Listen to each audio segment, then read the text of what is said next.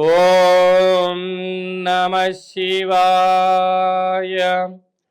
ఓం నమో నారాయణాయ. కర్మ నివారణ నరదృష్టి నివారణ కాల భైరవాయ నమో నమః. ఓం కాళకాలాయ విద్మహే కాళాతీతాయ ధీమహి తన్నో కాళభైరవ ప్రచోదయాతు. హరి ఓం. మా ఛానల్కి స్వాగతం. చూస్తున్న వీక్షకులకు, ప్రేక్షకులకు, సనాతన ధర్మ సంరక్షకులకు, జ్యోతిష్య అభిమానులు అందరికీ కూడా అందరికన్నా ముందుగా ఆంగ్ల సంవత్సర శుభాకాంక్షలు. 2026 సంవత్సరము 1వ తారీఖు 1వ నెల నుండి 31/12/2026 వరకు 12 మాసాలలో ద్వాదశ రాశుల వారందరికీ కూడా సర్వత్రా శుభాన్ని, జయాన్ని, ఐశ్వర్యాన్ని ప్రసాదించాలని మనసారా మనం కూడా కాలభైరవ స్వామిని కోరుకుంటాం. మనకు ఉగాది అనగానే కొత్త సంవత్సరం మనకు ప్రారంభమవుతుంది. ఆంగ్లంలోకి వచ్చిన లోపల క్యాలెండర్ మారుతుంది కనుక ఈ కొత్త ఆంగ్ల సంవత్సరంలో నాకు ఎలా ఉండబోతుంది అనేటువంటిది ప్రతి ఒక్కరము మనం అనుకుంటూ ఉంటాం. కనుక ఈ ఆంగ్ల సంవత్సరం అంతరం కూడా అందరికీ శుభాన్ని, జయాన్ని, ఐశ్వర్యాన్ని ప్రసాదించాలని మనం కూడా మనసారా కోరుకుందాం. ద్వాదశ రాశుల్లో గ్రహ గమనాలు వీక్షింపజేద్దాం. మిథున రాశిలో దేవగురు బృహస్పతి, సింహరాశిలో కేతు సంచార స్థితి, ధనుసు రాశిలో ఏనాడు లేనటువంటి విధంగా చతుర్గ్రహ సంచార స్థితి, రవి, కుజ, బుధ, శుక్ర సంచార స్థితి, కుంభరాశిలో రాహు సంచార స్థితి, మీనరాశిలో శని సంచార స్థితితో ద్వాదశ రాశుల్లో గ్రహ గమనాలు ఈ విధంగా ఉన్నాయి. కనుక ఈ ఆంగ్ల సంవత్సరం అంతా కూడా విద్యార్థులకు మంచి విద్య, ఉత్తీర్ణత శాతంలో పాస్ అవ్వడము, ఉద్యోగస్తులకు మంచి ఉద్యోగాన్ని, వ్యాపారస్తులకు మంచి వ్యాపారము, రాజకీయవేత్తలకు రాజకీయ అవకాశాలు కలిగించాలని మనసారా కోరుకుందాం. కర్కాటక రాశి వారికి ఈ 2026 సంవత్సరంలో ఆదాయ వ్యయము, వారి యొక్క ఆర్థిక స్థితులు ఎలా ఉండబోతున్నాయో ఈ వీడియోలో సవివరంగా సంపూర్ణంగా తెలుసుకుందాం. కర్కాటక రాశిలో ఏ నక్షత్రాలు వస్తాయనగా పునర్వసు నక్షత్రంలోని చివరి పదం 4వ పాదము, పుష్యమి నక్షత్రంలోని 4 పాదాలు, ఆశ్లేష నక్షత్రంలోని 4 పాదాలు కలిపితే కర్కాటక రాశి. రాశాధిపతి చంద్రభగవానుడు. ఒకవైపు వ్యయంలో శని సంచార స్థితి ఉంటూ రాశిలోకి దేవగురు బృహస్పతి సంచారము, ఒకవైపు అష్టమ రాహు సంచార స్థితి ఉన్నప్పుడు అంతగా అనుకూలత లేదు అని చెప్పి కూడా గమనించగలగాలి. మనకు ఉగాది పండుగ నుంచి వీరి యొక్క ఆదాయ వ్యయాన్ని గమనించినట్లయితే ఆదాయం 2, వ్యయం 11. చూడండి, అంటే నక్కకు నాకలోగానికి ఉండబడినంత తేడా ఉంది. 11 రూపాయలు ఖర్చు పొంచి ఉంటే కేవలం ఈ ఆదాయం 2 రూపాయలు ఉంటే -9 రూపాయలకు వెళ్ళిపోతున్నారు.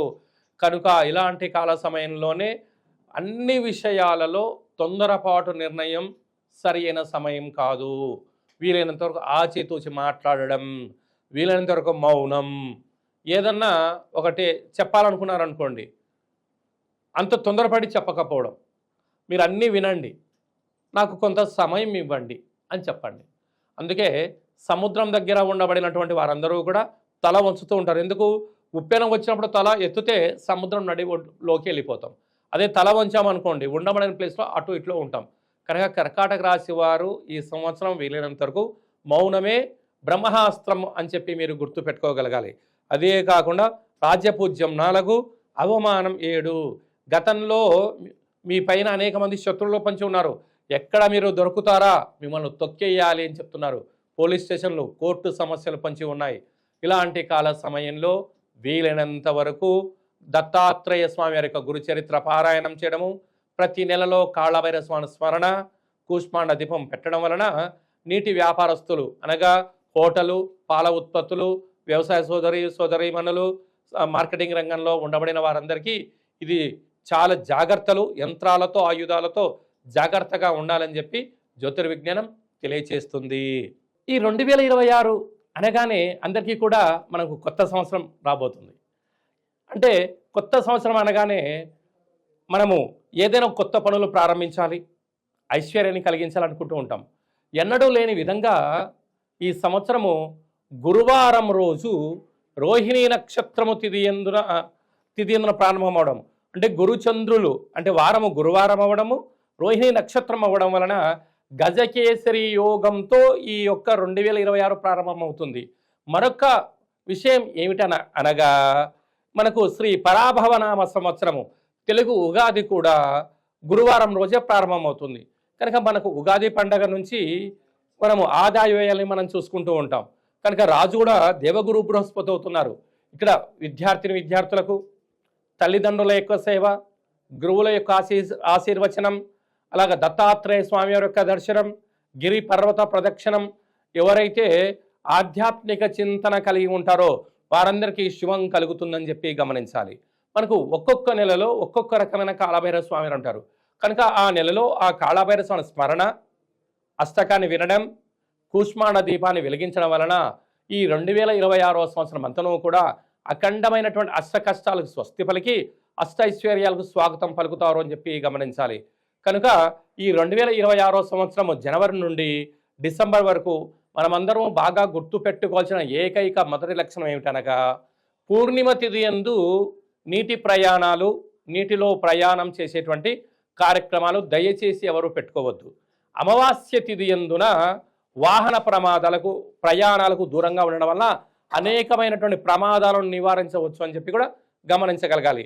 కనుక ఈ ఆంగ్ల సంవత్సరం అందరూ కూడా సంపూర్ణమైన ఆయురారోగ్యాలుగా ఉండాలని కోరుకుంటూ మనసారా ఆశీర్వచనం.